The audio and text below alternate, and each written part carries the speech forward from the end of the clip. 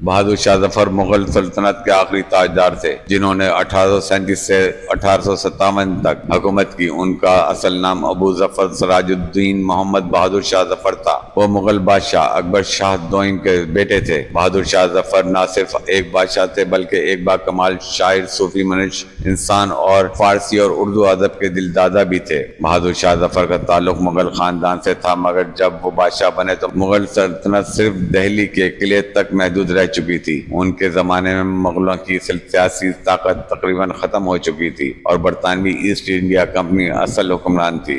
بہادر شاہ ظفر کی کئی بیویاں تھیں، جن میں سے کچھ کے نام تاریخ میں بھی محفوظ ہیں۔ ان کی محبوب بیوی بیگم زینت محل تھیں۔ وہ چاہتی تھیں کہ ان کا بیٹا جوان بخت بادشاہ بنے۔ ان کی کئی اولادیں تھیں، جن میں سے اکثر کا انجام 1857 کی جنگ آزادی کے بعد بڑا افسوسناک ہوا۔ ان کے 3 بیٹوں کو ہمایوں کے مقبرے کے سامنے انگریز کیپٹن ہڈسن نے گولی مار کر قتل کر دیا۔ بہادر شاہ ظفر سادہ طبیعت، صوفی مزاج اور علم و ادب کے شیدائی تھے۔ انہوں نے اپنے دور میں شاعروں، صوفیوں اور اہل علم کو قلعے میں جگہ دی۔ ان کے دربار میں ذوق، غالب مومن اور دادا خان جیسے بڑے شعراء موجود تھے۔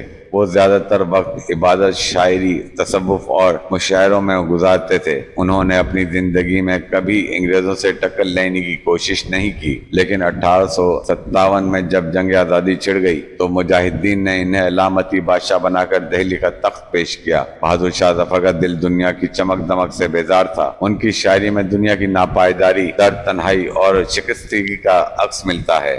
1857 کی ناکامی کے بعد انگریزوں نے انہیں گرفتار کر کے برما، موجودہ میانمار، جلا وطن کر دیا۔ وہ زندگی کے آخری دن رنگون میں انتہائی قسم پرسی کے عالم میں گزار کر 7 نومبر 1862 کو انتقال کر گئے۔